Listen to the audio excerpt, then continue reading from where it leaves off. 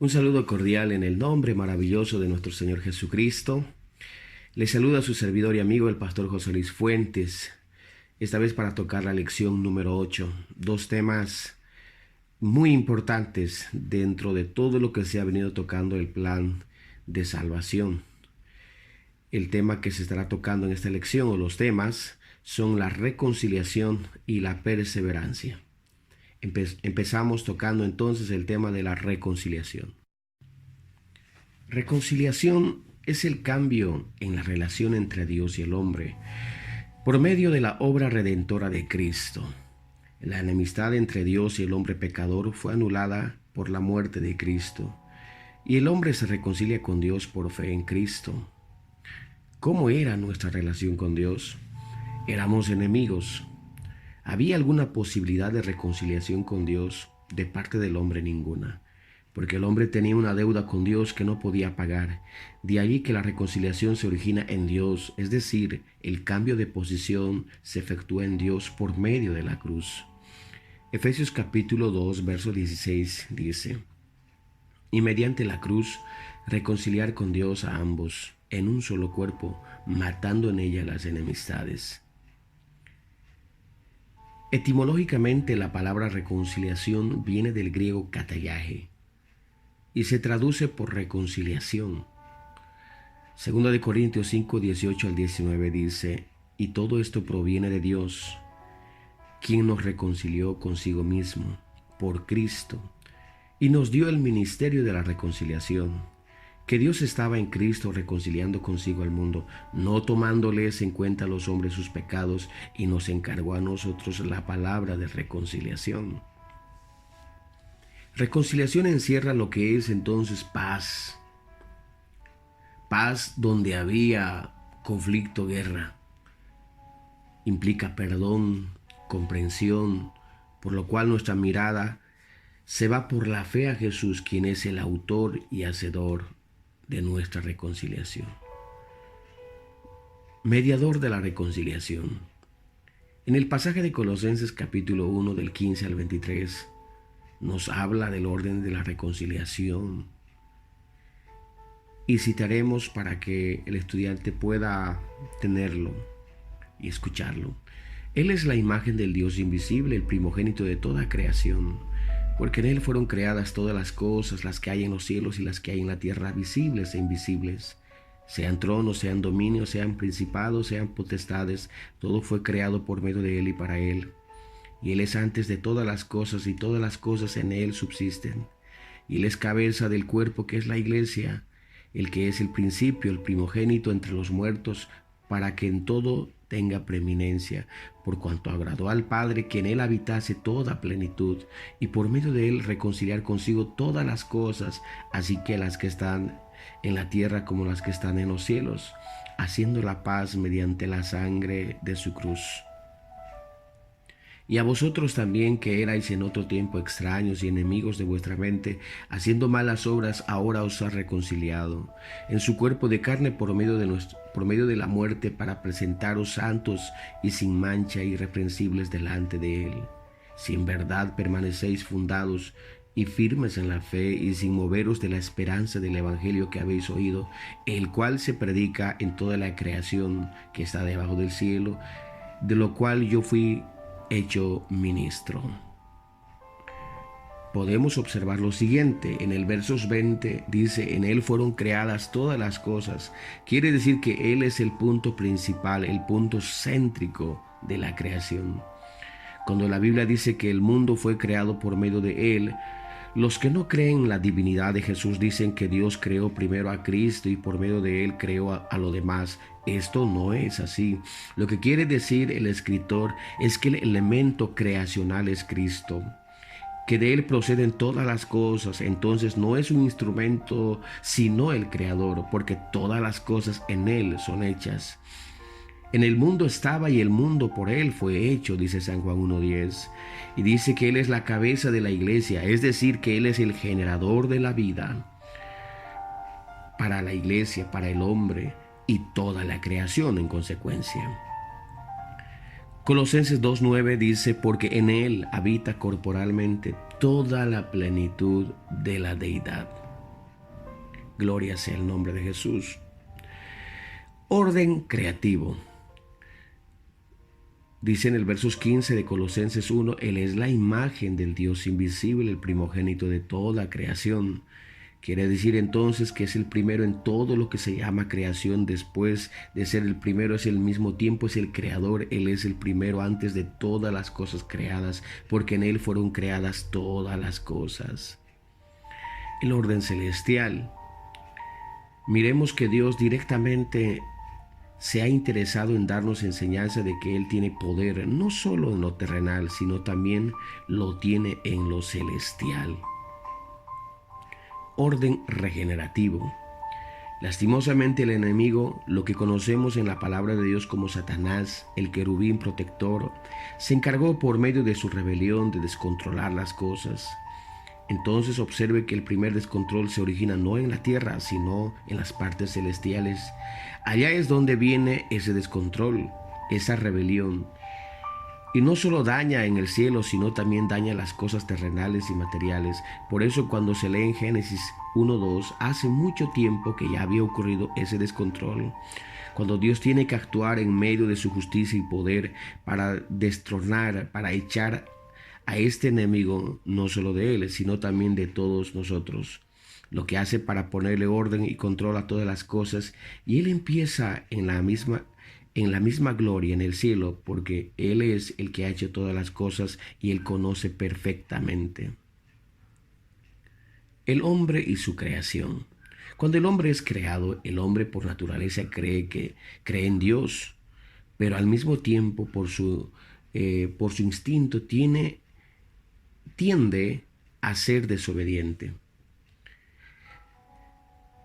En estas dos posiciones que tiene el hombre de llegar a conocer a Dios, darle servicio a Él, de estar cerca de Él, se produce el ataque del enemigo, que no solo había atacado allá en las regiones celestiales, sino que ataca al hombre en la tierra cuando es creado, y lo va desubicando, lo va desorganizando y lo va enseñando las cosas que no conocía.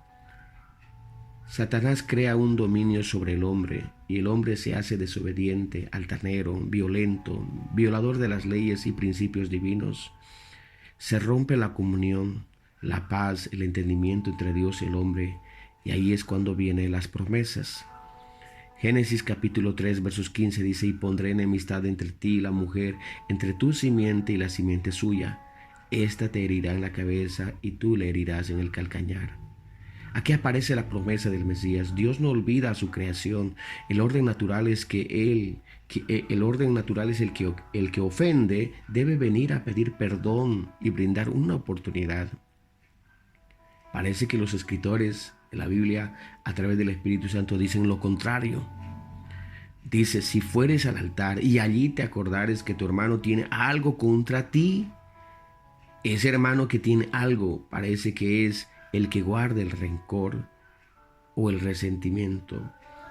Parece aquí que el que menos tiene es el que debe facilitar más para el que más rencor tiene, porque es la única forma de facilitar las cosas. El verdadero cristianismo es darle a aquel que nos ofendió un peldaño para que pueda también recibir perdón en relación con Dios, porque fue el hombre quien pecó, quien se rebeló, quien rompió la comunión. Dios, en medio de su misericordia, busca al hombre. No que Dios venga a rogarle al hombre, sino dándole una oportunidad para que llegue a ser lo que Dios quiere que el hombre sea. Lo llama, lo brinda todo lo que el hombre necesita, le ayuda, le da protección, redención. Todo lo va dando Dios hasta que el hombre llega al punto de reconocer que es Dios quien lo hace todo para alcanzar la paz. En Isaías 1:18 al 20 dice: venid luego, dice Jehová, y estemos a cuenta. Si vuestros pecados fueron como la grana, como la nieve serán emblanquecidos. Si fueren rojos como el carmesí, vendrán a ser como la blanca lana. Si quisiereis y oyereis, comeréis el bien de la tierra. Si no quisiereis, fuereis rebeldes, seréis consumidos a espada, porque la boca de Jehová ha dicho. Hay una misericordia que Él presenta, pero al mismo tiempo hay una alternativa que Él mismo da. La misericordia es: estoy listo para que entremos en paz, para que arreglemos, para darle perdón. La alternativa es: he aquí, hoy pongo delante de vosotros la muerte y la vida. Pero Dios aconseja al hombre y le dice: escoge la vida para que vivas, y después de eso entonces si dice: venid luego y estemos a cuenta. Arreglemos, cuadremos, en nuestros términos podemos decir eso. Si observamos en el capítulo de Isaías, se habla de la ceguera de Israel cuando dice: el buey conoce, el asno conoce, mas Israel no me conoce a mí. La vista les falla, no tienen un conocimiento pleno, no entienden que el mismo que les da la vida es el mismo que les da la comida y el mismo que les da misericordia. Esto lo entienden hasta los animales, pero Israel no entiende.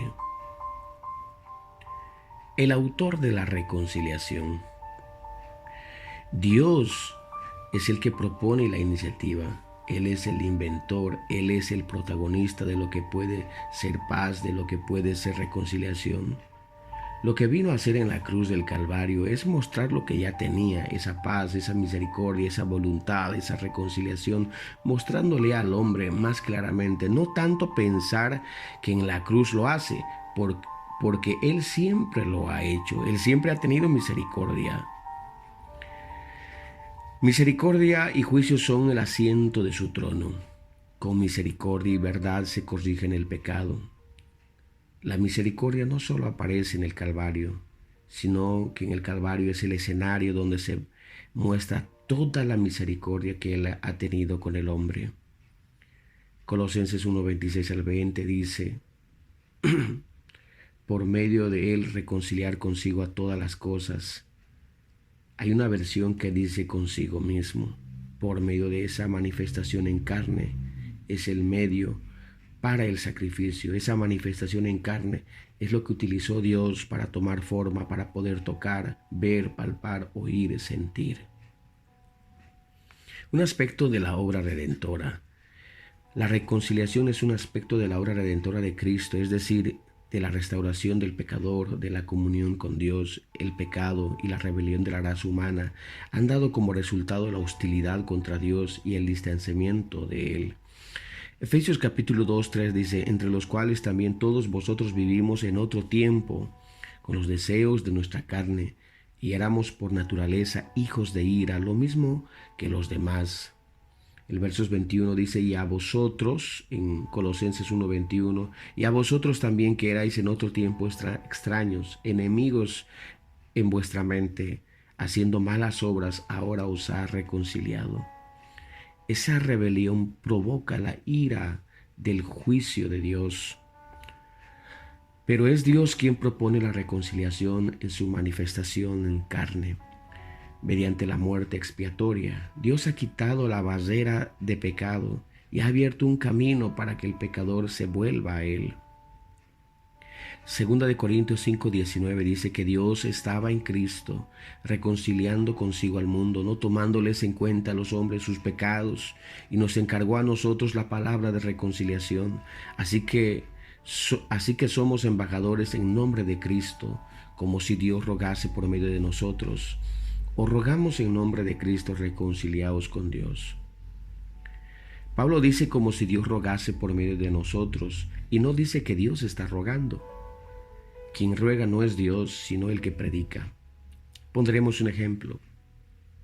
Es como si un pueblo muy pequeño, que no tiene armamento, y se enfrenta a una potencia en armamento. Y el líder de esa potencia envía un embajador para que haga las respectivas negociaciones, porque quiere la paz y no quiere llegar a la guerra. Pero los líderes de ese pequeño pueblo están ensoberbecidos y quieren ir a la guerra.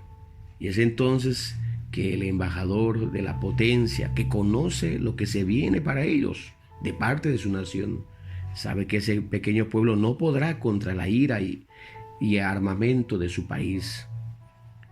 Y es entonces por amor a ellos que dice que lo piensen y ruega para que opten por la paz que se les ofrece.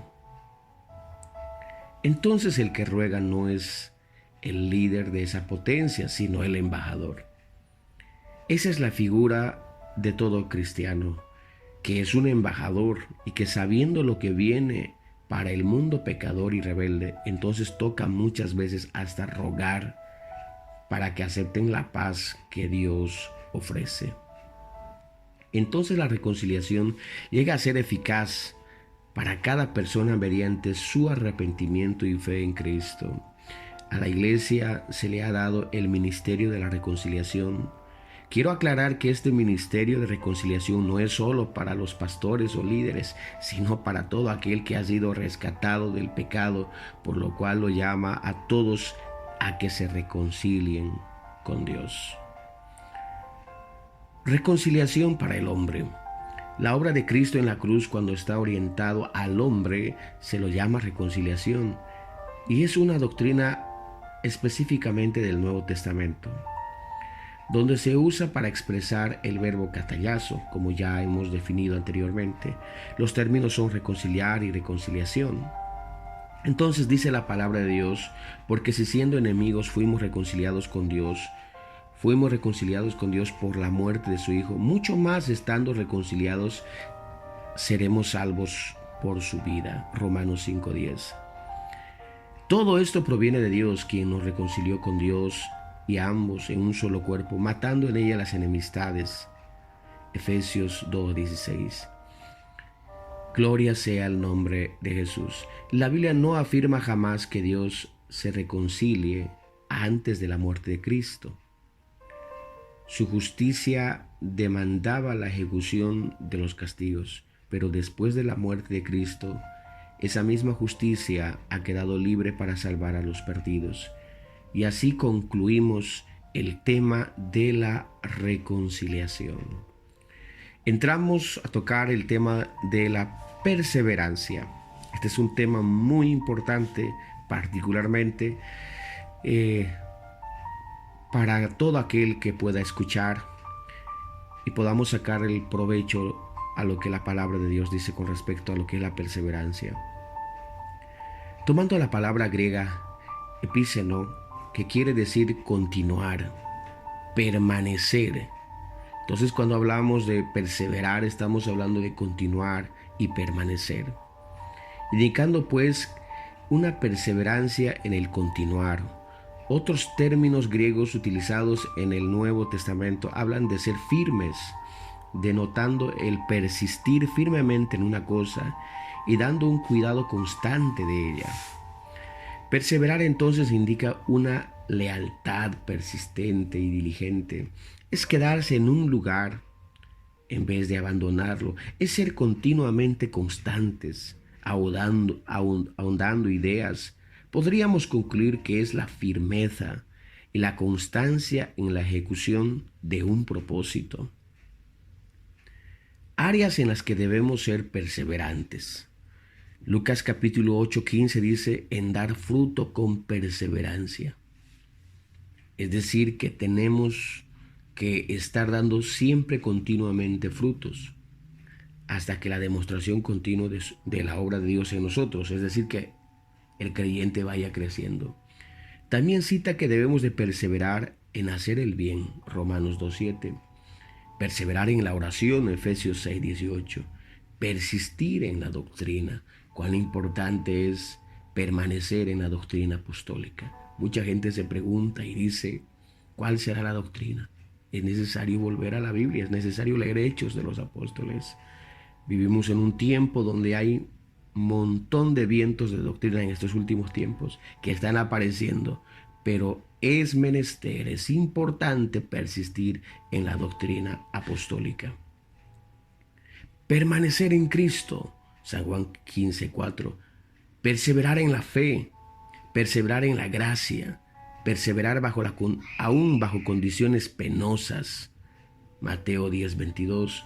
Perseverar en el temor de Jehová, perseverar en la meditación de Dios y su palabra, perseverar en la comunión con los santos, es decir, en los cultos, en las ofrendas, en amor fraternal, servicio a Dios, perseverar en santidad. San Juan, 1 Juan 3:9. Así como los agricultores, los estudiantes y los buenos atletas tienen que perseverar en sus actividades para alcanzar con éxito las metas o resultados deseados, todo cristiano que aún pisa la tierra debe de perseverar visiblemente en el camino de Dios y su obra. Hechos capítulo 2 versos 41 dice: así que los que recibieron su palabra fueron bautizados y se añadieron aquel día como 3,000 personas. Y perseveraban en la doctrina de los apóstoles, en la comunión unos con otros, en el partimiento del pan y en las oraciones.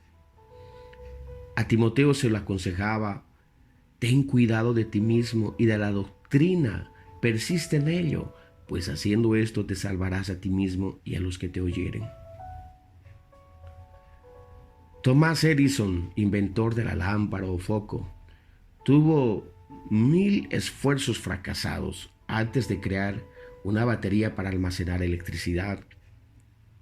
Cuando alguien le preguntó si no se desanimaba por los 1000 intentos sin resultado, Edison respondió: sin resultado, al contrario, ahora conozco 1000 maneras de cómo no se debe realizar una batería para almacenar electricidad.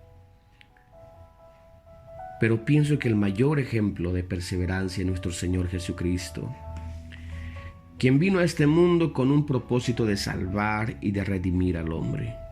Y esto se haría mediante la muerte en la cruz del Calvario. Esta misión no fue nada fácil, porque se enfrentó a cada obstáculo, obstáculos de crítica, de desánimo, de burla, de oposición, de soledad, de traición, de dolor, de sufrimiento, que tuvo caídas, claro que sí, pero se levantó llevando la cruz hasta el Calvario. Era el plan de salvación, era la única forma de salvar al hombre, y lo hizo por amor a nosotros. Existe una frase famosa que dice: persevera y triunfarás.